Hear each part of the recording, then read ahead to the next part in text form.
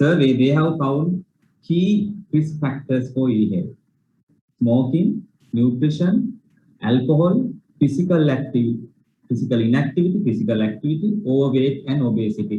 These are the most important risk factors they found as ill health, risk factors for ill health in our country. So let's talk about smoking. Now, in Sri Lanka, overall 15% of adults were current smokers, and 10% being daily smokers, 5% non-daily smokers, and 76% never smoked, and 9% former smokers.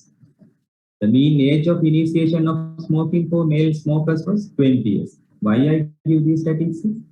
Because you should know when people comes to your practice. So what are the risk? What is the risk population? At what level I should start my screening? So the mean age of initiation of smoking for male smokers is 20 years. That means you have to screen your population. I mean, those adults above 20 years should be, frequently asked about their smoking status, because 15% of them are current smokers. So more than half of the male current smokers had tried to stop. Only around 1/3 of current smokers had been advised by a doctor to stop. That means 2/3 of patients had not been asked by doctors to stop smoking. So that is our fault. What is the nutritional status? Sri Lankan adults consume fruits on 4 days per week on average, and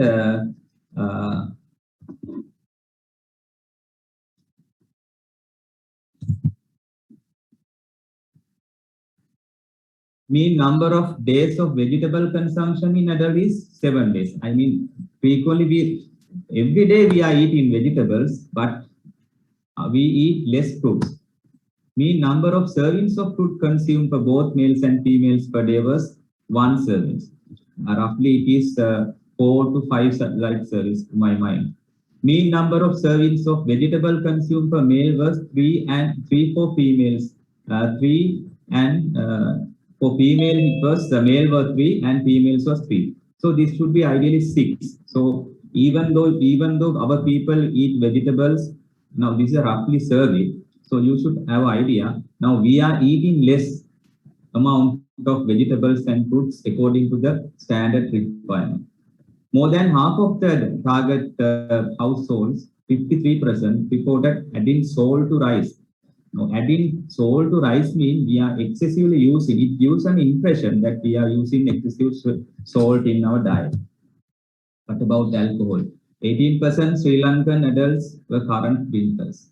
In males, 35% were current drinkers, and majority were seen in these age groups of seen in the age groups of 30 to 44 and 45 to 59. So when people comes to your practice about 30 years, you have to ask about their drinking status. 6 adults were drinking daily, and they all were males.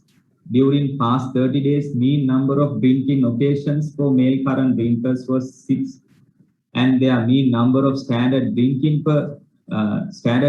per drinking occasion was 4. So this is high. During past 30 days, 17% of male indulged heavy episodic binge drinking. Highest prevalence was seen in 45 to 59 years old. Now, even though our people drinks 6 days per month, like roughly, however, on occasion, they drink excessively. So they are binge drinkers. Our people are binge drinkers. Now, according to this survey, this is 2050. The binge drinking definition is 6 or more drinks on occasion at that time, but now it considers 4 drinks. In that point, our people on occasion, our people are drinking excessively. Physical activity. What about physical activity in Sri Lanka? 23% adult male and 39% female did not meet the WHO recommendation of physical activity. So more than half of the males, 32% females were engaging high intensity physical activity. So 1/3 of female roughly, and nearly half of males engaging in high intensity physical activity. However, physical inactivity is more common in females than males, with higher prevalence among age group 60 to 69 years and 18 to 29 years. So our young girls and old people less physical, they have physical inactivity, especially females. Majority of females, about 44% and 28% males, were engaged in low intensity physical activity. So we have important role to discuss these things among our people. What about weight? Over half of the Sri Lankan adults had normal BMI values between 18.5 to 24.9. This is a old figure, 2015 figure. Now our BMI is 23. So please bear in mind that 6% were obese, and among that 4% males and 8% females, and 15% were underweight. Nearly 29% of adults were overweight or obese. More females who were obese were in the age category 45 to 59 years. It is obvious. We have seen in our practice. Underweight was more prevalent in the age group of 18 to 29 years in both sexes. What's the summary of this risk factor survey? The majority of adults, please keep these three sentences in your mind. Majority of the adults had 1 to 2 risk factors. That is, about 70% people have at least 1 or 2 risk factors. They were more among the age group 18 to 44 years than 45 to 69 years in both sexes. So even 18 to 44 years people, they have at least 1 or 2 risk factors. So it is very important to keep that in your mind. Nearly 18% of adults were estimated to have 3 to 5 risk factors. 20% of females, 16% males had 3 to 5 risk factors. So again, 1 in 5, when an adult person comes to your practice, 1 in 5 person has at least 3 to 5 risk factors. So prevalence of 3 to 5 risk factors were more among 45 to 59 years in both sexes.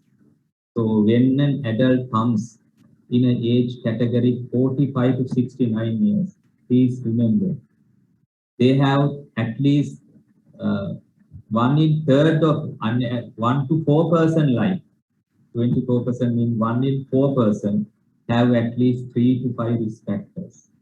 So it is your duty to screen them and get them out of those risk factors before they go into illnesses. So that is why this advocacy role of about their lifestyle is very important as GPs. What is advocacy for healthy lifestyle? Now, before that, I should talk about health advocacy. Now, this is a kind of uh, epidemiological term or community medicine term. Health advocacy encompasses direct service to the individual or family. Now, when you are talking health advocacy, it has some meaning that you are doing direct service to the individual and family, like you all do as GPs. You do individual service and to the individual, you do health service to individuals and family, like you all do, as well as activities that promote health and access to health care in communities and larger public that also contain some kind of community medicine part. That is, to activities that promote health and access to health care in communities and larger groups. So when you are talking health advocacy, it has two parts, right? As we do, it has some relation to individual and family as well as to the community. So that is why health advocacy has relation to us as well as community medicine. Health advocates are best suited to address challenge of patient-centered care in complex healthcare system. Now, today we are talking about patient-centered care. So, patient-centered care is a word in primary health care. It belongs to us as well as other people in primary health care. What is patient-centered care? It's a kind of a collaborative care with the patient. It's a kind of holistic care. It's a kind of collaborative care. So before we making a plan of management, we give good health education to the patient. We identify the health literacy of the patient, health knowledge of the patient, and we consider patient's ideas, concerns, and expectations, and we negotiate a plan of management, and we make an agreement with the patient before implementing a plan. That is patient-centered care. That is what our GPs do. But it is not only GPs. All primary healthcare people do this kind of care these days. So that is why uh, this health advocacy is very important to address patient-centered care management plans. There are two interchangeable meanings, as I discussed before. The one is the patient advocates. Patient advocates mean like us. The VR work especially with or on behalf of individual patients and families or disease-specific voluntary associations. So, like we all and some voluntary disease-specific associations, we work on behalf of individual patients and families. So, in health advocacy, it has patient advocates part as well as health advocates part. In that, whose work is more focused on communities, policies, and the system. So it's more towards more community medicine type case. So when you are talking about health advocates, so it has patient advocate as well as health advocates. As GPs, we involve in patient advocate role. So patient advocates for health life, what are the components? So we do risk factor assessment and screening, alcohol and drug-free environment, mental health and stress management, healthy diet and nutrition, smoke-free environment, promotion of physical activity. So these are the kind of things in patient advocates we do for healthy lifestyle. So, now, this is a very complex thing. Now, how do we approach? What are the principles to approach for patient advocate? There are three main things. The approaches to patient advocacy in general practice, there are three important frameworks. One is 5A framework, which is the most famous and very effective one. The second thing is motivational interviewing. Third one is health literacy. Now, if you have made an appointment to a patient to stop smoking, at that 10 to 15 minutes consultation, you can do uh, 5-way approach. But say you are discussing post-MI management with a patient, and in that you want to advise patient to stop smoking. In that particular instant, you don't have time to discuss or time to do a 5-way approach. In that kind of situation, you do motivational interview. I will discuss that each topics in separate. Then health literacy. Then when you are discussing, you identify patient does not have good knowledge about it, what he is doing. In that case, there's no point discussing 5-way approach or motivational interview. First of all, your duty to improve the patient's health literacy. That has an impact on future intervention or future uh, patient consideration about changing his lifestyle. So now, even though these are kind of an approach, the situation is different. Now we go one by one. Before going to that, I want to discuss another very important principle here. The contributors and barriers to patient advocacy. Now, whatever you are going to do, say 5-way approach, there are some barriers, and you should know these barriers and identify early and do appropriate interventions to overcome these barriers. If there are contributor, contributors, you uh, utilize them the process of management. If there are barriers, you try to overcome. Now there are cultural issues. Now say you want to discuss obesity. Now in our culture, since King's time, this chubby body or large body is considered as a kind of prestige thing. Now you can see that Milanese in Perahara, in Galada Perahara, they have wear lot of these clothes to show them as they are very big people. Now this bigness is one cultural norm in our people. So if you advise patient to reduce the weight, then you have to think whether that this patient has that kind of cultural attitude. If the patient has cultural attitude, you have to come to some kind of an agreement with the patient. Then physical environment and residence.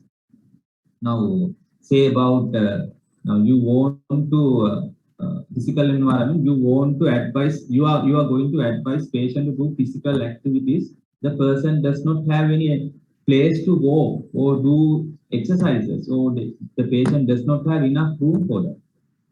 Then beliefs and expectations. Again, as I said, now uh, those days, old films, we saw that that smoking, people believe that smoking is a kind of prestigeness, or it's kind of big people, what big people does. So if a person like Valawihamu, he always demonstrate smoking and taking liquor. It's a kind of prestigeness. So there are some kind of a belief system. So you have to identify those. Then again, patient's literacy. Patient's health literacy is very important. And if the patient, you are talking very big things, if the patient cannot understand those things, then there's no point. Then interest and motivation. The patient does not want something. So you have to identify patient interest and motivation. First of all, you have to address if the patient does not have motivation to do. Then addictive behavior.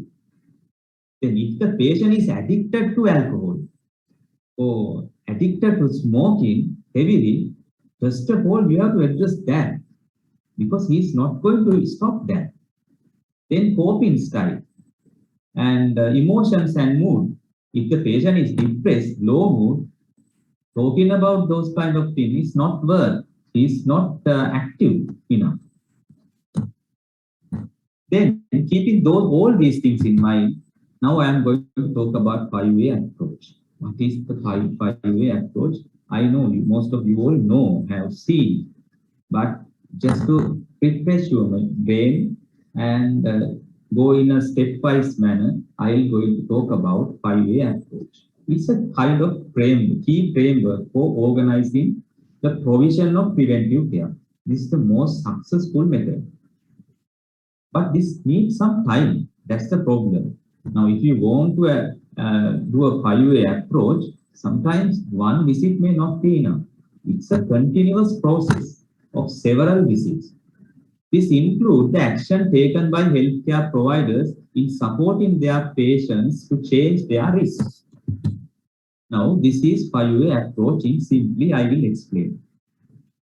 Now, I take alcohol as one example, then I am talking on this. Now, in 5-way approach means there are 5 words that we are looking for. One is ask, assess, advise and agree, assist and arrange. So what is asked, it is very simple. When a patient comes to your practice, you ask whether the patient is drinking alcohol or no. You first you identify patient whether this person has the risk factor. So first asking you identify patient's risk factor. But especially this is also very important. Now, as GPs, you jump to the patient and as OPD doctor, not going to ask, are you drinking alcohol? That is not the way we should ask. You have to show the empathy and you should be non-judgmental, especially asking this kind of questions so that you can go further.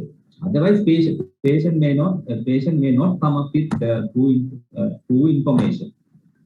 So you have to follow some kind of technique. You should be non-judgmental. Like you can say, I have seen in my practice and in your age, a lot of my patients are drinking alcohol. What about your good friends? Are they drinking? Then you let patient to talk. Then you ask, what about you? Are you drinking? Then you come to know that the patient is drinking. You have to take very quick cautions not to be judgmental, especially when you are asking this question, because at the beginning you have to be very non-judgmental and empathetic and open. You have to open the patient's gate to come to you. Then next step is you ask, then you assess the patient, especially now how much this risk factor affect his health, life, and you assess everything.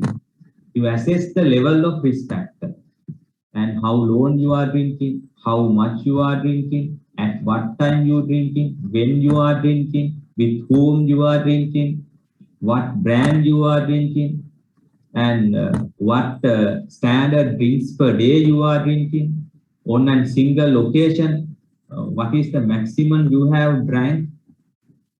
And then you ask about its relevance to the individual terms of health, like whether the patient has any signs and symptoms of alcohol-related problems, physical problems, psychological or mental problems, then the family issues, then social issues like litigation problems, whether he is driving under alcohol, whether there's any criminal incidents related to alcohol. Then you assess the severity, whether it's a problem drinker, whether he's dependent, whether he has craving, whether he has withdrawal symptoms, whether he has you can employ standard questionnaires like the cage questionnaire or audit questionnaire to assess whether he's a problem drinker. Then you do a thorough with the history and do a thorough examination to identify whether how much this alcohol problem affect his life. Then at the end you assess. Now you identify patients' risk factor, level of risk factor, and its impact on patients' health and life. Then you assess the readiness to change. This is also again very important. Now, even though you identify the patient has lot of problems and patient urgently need to stop drinking alcohol or reduce alcohol intake, then if the patient is not ready to stop alcohol, there's no point continuing further. First of all, you have to make the patient ready to do that. So, readiness to change, assessment of readiness to change is very important. Uh, have you heard about the change model? There's the standard change model. In that, we identify two words in change model. Now, these things are not things like if you want, you can write down some of the things that are not in the slide. Okay. Now, in change model, there are two words we talk about: pre-contemplation and contemplation. What is contemplation? Contemplation is the patient is ready to change. He has the idea to stop alcohol. So you can continue this model.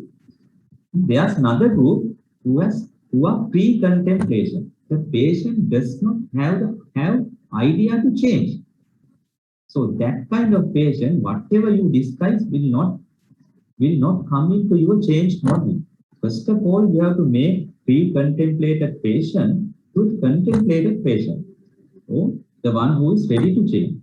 So you have to give reading materials and give health advices, refer to some counseling centers if needed, or in each and every visit he comes to your practice, give some brief, do some brief intervention, discuss about current health status, give the risk and benefits of taking, what benefit he is going to get, not only the health aspect, to social aspect, financial aspect. So each and every visit you discuss that, give some idea, give some health information. So when you are consistently doing this, at one time he will become contemplated and you can go further. Then health literacy. This is also important message. Now, if the patient's health literacy is poor, that is his knowledge about health, health, health facilities, his knowledge about the access to health, his knowledge about sources he has, his knowledge about what he is doing, his knowledge about dealing with health care providers, and his knowledge about his own health, his knowledge about this addictive behavior, everything you have to identify. And if there's poor health literacy, you have to improve the health literacy. First, you ask the patient in a non-judgmental, empathetic manner. Then you assess the level of risk factor, its impact on health, then readiness to change, then you assess the health literacy. Then third, then advice or advocate. Provide information. Now you identify the problem in depth. Now you give information. You give benefits of stop drinking or reduce drinking alcohol. Give some information, the risk, what happened to his health, and provide reading materials. Give some website to refer, or if there are any local health advising or any organization, NGOs, you can refer. Then advise patient, give brief advice and motivational interviewing and to stop alcohol or reduce alcohol. Then if the patient is willing to go further, then you can set goals, negotiate goals and targets. This is also again very important. When you are negotiate goals, now in rich some countries where there's good primary care system, what they do is make arrange agreements with the patient.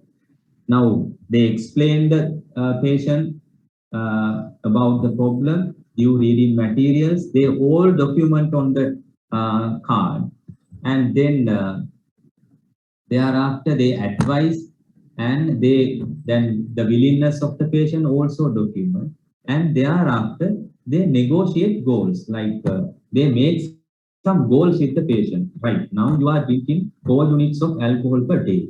Now you are ready to cut off this to a safe limit, which is 2 units of alcohol. Now, how are you going to do? You are going to suddenly stop this to a 2 units, or you are going to over 2 to 3 weeks, say about 2 weeks, over 2 weeks, you are going to reduce this. Then you make a negotiable arrangement. So when you are negotiating goals, this goal should be smart. We give you a smart mnemonic. S means specific. You give specific goals. Now we are going to reduce your alcohol to 2 standard drinks. That is specific. And M means measurables, like 2 stand. Then now you are drinking 5 units or 4 units. We are going to reduce your alcohol by 2 units. Measurable. Then it should be achievable to the patient. A means smart. Word is smart. A means achievable. That you have to negotiate with the person, and that can be achievable to the patient. Otherwise, it won't work. Then measurable, achievable. R means smart. R means realistic. It should be a realistic thing. and that can be done, but it should be possible to patient to do. Then T means it must be some time specific. Give the patient time frame. Now you are going to do over a 1 month. Over a 1 month, you are gradually reducing your alcohol intake to 2 units. So negotiating goals is under smart criteria. It is very important. So when you at the end you write on your medical records and make a cards like agreement plan. You also sign the agreement and advise patient to sign on that agreement. Give the patient that is lifestyle prescription. So you also have a copy. Patient also have a copy. You go according to that negotiated plan. So this is advice. You provide information, then you do some motivational interviewing, then negotiate goals and targets and give a lifestyle prescription. Then you assist the patient. Now the management. Now you all it all. Now you are going to manage the addictive behavior or alcohol problem. So you develop risk factor management plan, you make a management plan, give education, you also give education tailored to the patient. Sometimes now if the patient has withdrawal symptoms, you manage the withdrawal. And if the patient has alcohol related gastritis, you manage that. And if the patient does need, patient has severe craving, then you start pharmacotherapies, naltrexone or composite, you do according to that. Then support for self monitoring, you and you advise, give some the information, reading materials, how to manage himself and identify withdrawals, early identifying withdrawals and what to do, give a manage action plan when he develop anything like that, what he should do. Then arrange mean you coordinate with other services in the community. One is arrange, one meaning is you coordinate. You refer to the other elite health services or community programs in our country like Alcohol Anonymous, you refer to them. Or in the hospital clinic, you refer. Then phone information or counseling services. In some countries, there are quiet lines. So that kind of phone information service, informative services, in counseling service, you can refer to them. Thereafter, you follow up the patient. Follow up is very important. At the very few days, you follow up the patient, you give calls and follow up. After that, 1 week time, you bring down the patient and see whether the patient has any problems. Then you continue like 1 month time, 3 months time, you regularly follow up the patient. Then if the patient, it is spontaneous, I mean, it is normal patient develop relapses. If the relapses come, support the patient, encourage the patient, follow up that. So that is arranged.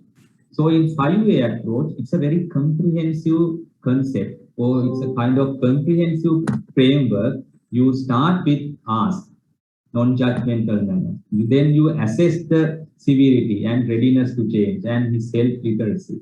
Then you advise the patient, giving reading materials, doing motivational interviewing, making negotiables, smart plan. Then you assist the patient, that is your management. Then you arrange, you incorporate other health services and follow up the patient.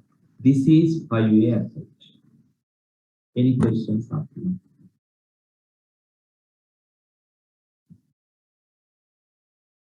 This is the most important thing in this lecture. If you didn't understand this, my lecture is over now. Any questions? Okay, it seems no questions. I continue. Now I am going to show you how we apply 5A approach to one risk factor. I choose tobacco smoking. Okay, I am not going to talk everything, but here the most important concept here is the 5A approach. I am going to apply to tobacco smoking. Okay, in smoking, first, ask. You non-judgmental manner, you identify, ask and you identify the smoking status. Then you assess the assess. That is why this is where asking, nothing to talk about ask now. Then I ask and assess I put together. Assess, use smoking status should be assessed every patient at risk. As at every opportunity, especially if there's related medical problems like respiratory disease, COPD, asthma, cardiovascular disease, you definitely ask about smoking. Then if you identify smoking, you document the smoking status in the medical record. The related health effects and substantial, especially when you are talking about smoking and alcohol, always you give the patient about the cost of the patient. And especially, and now there are a lot of website calculator, like online calculators, especially when you insert number of say smoking you do, then it calculates spontaneously amount of money spent per week, per month, per year. Like, so unfortunately, these calculators we cannot use in our country. We don't have this. The cost is given in dollars. Very difficult to convert to our money. It is not applicable. But please have an idea. There are quite online calculators. So even without that, you can calculate and show now you are spending this much of money per week, month, and year. So you have to show the patient the health effects, not only the related health effect and the substantial cost. And also you should assess nicotine dependency. Now you ask about in simply how